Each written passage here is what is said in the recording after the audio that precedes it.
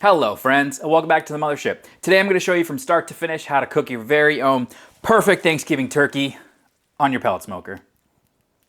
Let's get started. Now before we even get started guys, the first thing I want to point out is that cooking a turkey takes planning. You got to make sure that you have your timing lined up perfectly so that you're not waiting around on Thanksgiving or whatever day you actually want to eat it. You need to allot some time for defrosting, for brining, for letting it dry out a bit, and then actually for cooking it. Now, when you go to the grocery store to buy your turkey, you're gonna find a couple of different things. First thing you gotta think about is size. Honestly, this is a 13-pound turkey that we're gonna do, which is about good for a whole family. You can do about 1.5 pounds per person, and that's usually a good ratio of how much turkey you actually need to buy. The bigger birds are definitely more difficult to cook, or at least to cook so they come out evenly. The smaller ones might not be big enough for your family, so try and find that happy medium. And I find that like 13, 15, that area is actually kind of the sweet spot for turkey. When you're actually looking at birds, you're going to see both frozen and fresh. I think fresh is the way to go if you can find them, mostly because that means you don't have to do any of that defrosting time. And the other thing you're going to find on turkeys is some of them are going to be brined and some of them are not going to be brined. Most of the frozen ones will be frozen in a brine solution, which means that they've already put salt and all that stuff into it. The fresh ones will not. But if you're just going with your standard turkey, it's probably going to be like a Butterball or Shady Farms, and it will be frozen, and it will have been frozen in a brine solution. And what we have here is, like I said, is the 13-pound pre-frozen bird that was frozen with a brine solution. What I did is I put it in my fridge just like this and let it sit for 4 days. That's long enough to defrost it. So remember, 4 days to defrost. It's going to take a while, but just pop it in your fridge and let it do its thing. Since we are defrosted at this point, the next step is to brine it. Now I know that this is a pre-brined bird and you could just cook it up just like this and be just fine, but I want to add some extra flavor on here. And since we're doing a wet brine, you can actually figure out what ratio of salt you want to put into the water, and equilibrium is going to force that much salt to go into the bird, or if there's too much salt to come out, and it will be where we want it to be. We won't be over brining this, trust me. If you're going to leave it in there for like 4 days, you might start to pickle it. But follow my ratios, you'll be fine. You can add more salt if you like a lot more salt, but I think this is a really good spot for poultry. And the ratio that I do for all of my poultry is 1 tablespoon of kosher salt to 1 cup of water. Just keep doubling that and doubling that until you get as much as you need. You can throw in other stuff as well, but that's the important part for salinity. All right, so like I said, this is your standard bird, 13 pounds. It was frozen, it was brined. This is what most of you guys are gonna find at your grocery store or your local box store, whatever you're doing. This is what you're gonna find. So this is kind of the standard size turkey. Like I said, I defrosted this for 4 days in the fridge. Next step, like I said, we're gonna brine it. So what I like to do is I'll take one of these buckets. This is a Home Depot one, just a big old bucket. Then we're gonna use these bucket liners. These are just from Amazon. I'll put a link down below if you wanna use the exact one, but basically they're just food safe plastic liners. Now I'm just gonna put it in the bucket, pull it over the lid. You know how to put plastic. Basically a garbage bag, right? And this is ready to go. So I'm just gonna get the bird actually out of the bag and put it into our liner here. Now your turkey might be tied up like this one is. What we want to do is we wanna get all the gizzard and the neck out of here. So inside your turkey, you're gonna probably have the neck, and there's probably gonna be a little baggie that looks just like this, which has all the interior organs. We don't need that. Sometimes they have this little plastic doohickey, which I don't particularly want. I'm gonna pull her out. Now there will be some trimming that we're gonna wanna do eventually, pull off some of this extra skin. I'll probably take the neck down a little bit and then we'll tie her up. But honestly, at this point, I don't care about that. I just wanna get this into my brine. So into the bucket we go. And we can move this aside and get our brine together. Now I'm gonna do the liquid part in about 4-cup increments, just because that's the biggest measuring cup I have. I'm gonna do, for each one, I'm gonna do a cup of orange juice. I'm gonna end up doing 4 tablespoons of kosher salt, like I said. Then I'm gonna fill the rest of this up. So that's 3 more cups of water. Just make sure that the salt is nice and dissolved. Once that's good, just pour it in. And the goal here is to keep repeating this until the bird is completely covered. I'm guessing it'll be about 2 gallons, which means we're gonna have to repeat this like 8 times. But keep doing it until you get the bird covered, and then we can throw in the rest of our ingredients. Perfect. Now our bird is submerged. Now I misspoke a couple seconds ago. What I actually wanted to do was a 1/4 cup of orange juice for every 4 cups of water or liquid. I'll have it correct down below, but that's what I meant to do. Otherwise you'd have a whole bunch more orange juice in here than you really want. It'll probably be about 2 cups total for 2 gallons. Either way, we got our liquid and our salt. Now I'm going to throw in some garlic cloves. So I'm just going to smash a couple garlic cloves, and by that, about 4. And these are just going to go tossed right in. You take a tablespoon of black pepper. And then lastly, I want about a 1/4 cup of Worcestershire sauce. And no, I still cannot pronounce that. And that's it. Give it a nice rough mix together. Make sure the garlic is actually in the water. Then I'm going to tie this up. And now we want to get this refrigerated. Put the lid on tight. If you have space in your fridge, just toss it in just like this. I don't, so I'm going to get a bigger bucket, fill it with ice, and throw it in there. Timing, guys, 18 to 24 hours should be fine. Don't go more than 36, or you could probably get to 48, but don't go more than that. It'll start to change the texture of your turkey, and we don't want ham, we want turkey. So, let's just let it sit. Like I said, 24 hours. We'll come back tomorrow, and we'll move on to the next step. 24 hours later, and this gobbler has been brined. The first thing we want to do, guys, is rinse off all the brine. You want to get it really soaked off, then soak it off again. Just make sure you get all that on there, otherwise it's going to be way too salty. Now, as far as trimming, I'm just going to do a little bit. I'm going to take the neck back here. I don't need all this extra skin. I'll probably do the same on the bottom here. Take that off. Everything else is pretty good to go. You can definitely pull back some of the skin around the top here. That's just going to impede cooking, because what that's going to do is it's going to cover up the neck hole. It sounds kind of gross, but we want that neck hole to be nice and open. That helps with even cooking. That's really it, guys. There's not that much more you can do. I'm going to open this side up a little bit too. Now, I'm sure you've seen online spatchcocking. Spatchcocking is actually a very good way to cook a turkey because it actually makes things cook more evenly, but it's a little more effort, and I'm showing you just the basic way to do a turkey that comes out perfect.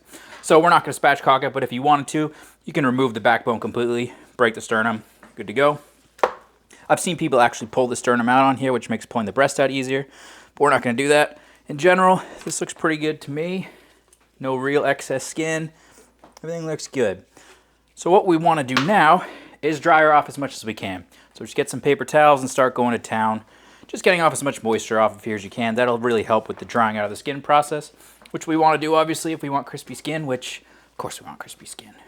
All right, that's pretty good. Now, what we're going to do when we actually cook it is we're going to tie our legs together up like this. That keeps this opening open more and gets more even heating. But we don't need to worry about that right now, because what we want to do is we want to get this onto a wire rack in our fridge.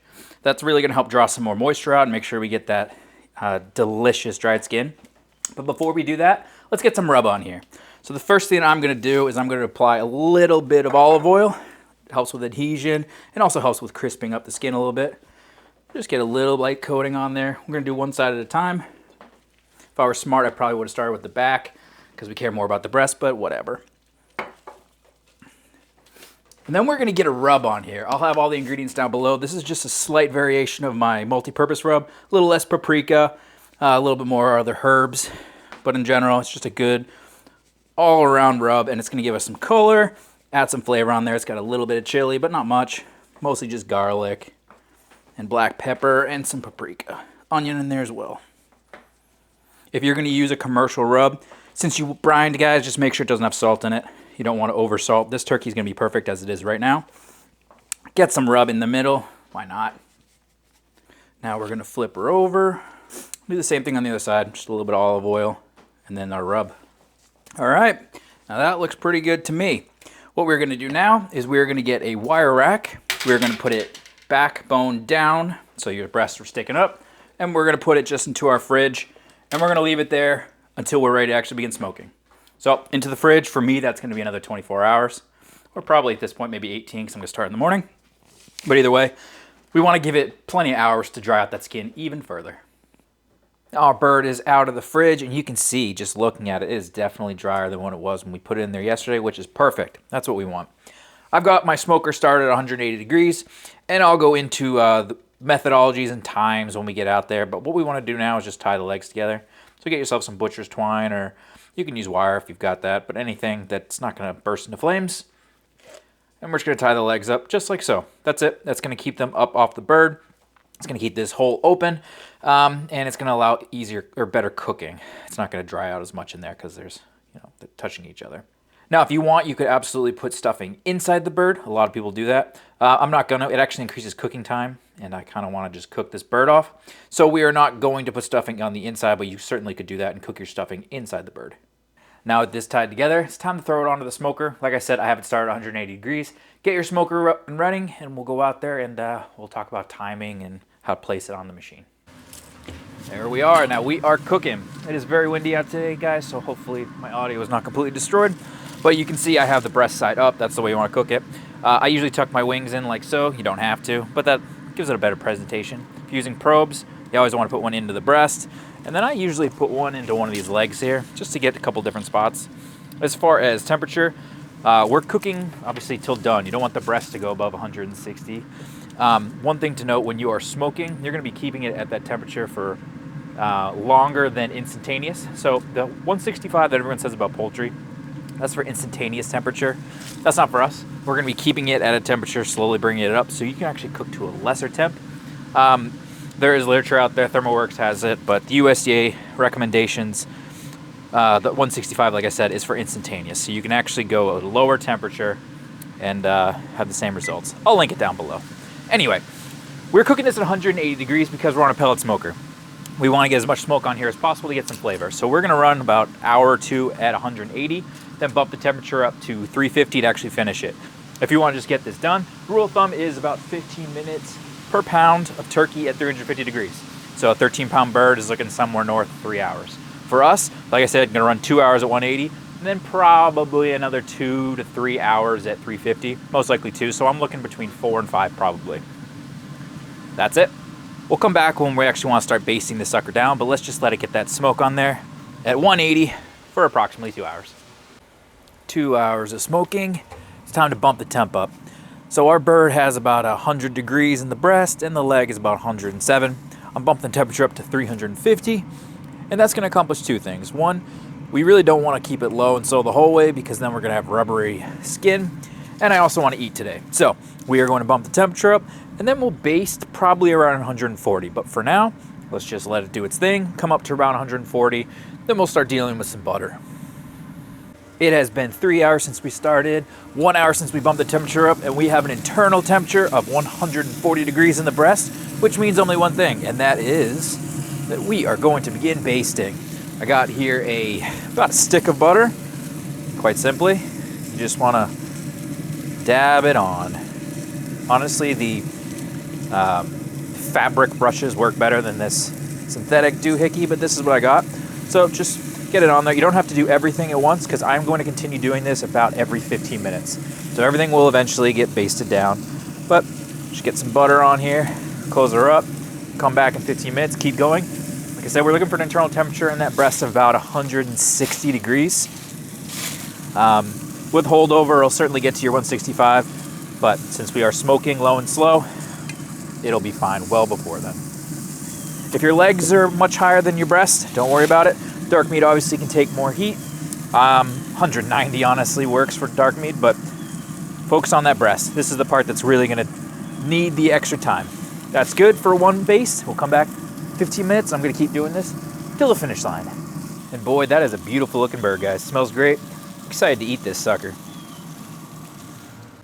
All right, that's it, guys. Almost exactly 4 hours, and I'm pulling this bird. I'm going to take her inside, put her under a wire rack, and let her rest. That's important. Let your meat rest before you eat it. 15 minutes, half an hour, it'll be fine. But definitely take it inside, put it under a wire rack, and just let it sit. Ooh, beautiful looking bird. Now, unsurprisingly to everybody, it's not actually Thanksgiving for me. I'm putting out this video a couple weeks early just to get it so it's out there and it can help you guys if you're cooking your first turkey. But if you are watching on Thanksgiving, happy Thanksgiving. And you guys, I'm very thankful for everything you brought for me for the UFOBBQ channel. I'm really having fun with it. This year was better than last, and I'm sure next year will be even better than this one. But what's important here is our turkey. Now, I'm going to cut off a little bit here for a taste test, but since it's not actually Thanksgiving, I'm going to put it into the oven. Let it stay warm for a while because I'm waiting for my fiance to come home before dinner. If this were actually Thanksgiving, everybody would be waiting for me to carve this turkey and grabbing their pieces right away. Now, usually when people are carving up a turkey, right, they start at the breastbone, they carve slices off on one side, and then they carve slices off on the other. But a couple years ago, I actually started to take out the entire breast and then start cutting slices the other way because that actually gets you the correct way with the grains. It's a little bit more tender. It's the right way to do it, I think. It's not as nice a presentation, but trust me, if you try it once, you'll like it. At least try one side of your breast this year, leave the other one the other way, try them both, see what your family likes. I definitely recommend it. But since I'm just taking a little bit off here, what we're gonna do is we're gonna cut the legs free. And I'm just gonna take a little bit off. Usually I would pull the whole leg out, but we're not gonna do that right now. We're just gonna take a little bit off here. Ooh. Now that, my friends, looks incredible. Look at that. We got some pink. It's not undercooked. That's some smoke. That is a nice crispy, if you guys can hear that. Yeah, that's a crispy skin. That's what we're looking for. This looks amazing. Check that out, guys. That is a moist turkey right there. Ooh. But where would this be without the old-fashioned chomp? Oh, it's warm. That is a good turkey, guys. Whew. It's still very warm. Honestly, could have let it rest a little bit longer because I'm burning myself a bit here. But I'm not complaining. I'm going to cook the exact same thing on Thanksgiving, guys. This is the turkey that I like. Adding that butter on is obviously perfect. The flavoring is right there. The salt content is perfect. It's not overly salty, like I said I wouldn't. If you guys are trying your first turkey, you want to use your smoker, use this recipe. Honestly, good amount of smoke on there. It was done in about 4 hours, which is not that bad. It's a little bit longer than doing it in your oven. But we actually added some smoke on there because we smoked it at a low temperature. Now you guys get out there, get your turkey plan together, plan out your defrosting, all your steps. Let me know down below how it comes out when you're finally done. And as always, guys, cook something incredibly fantastic. Have a fantastic Thanksgiving. And I'll catch you guys on the next UFO barbecue. Bye-bye.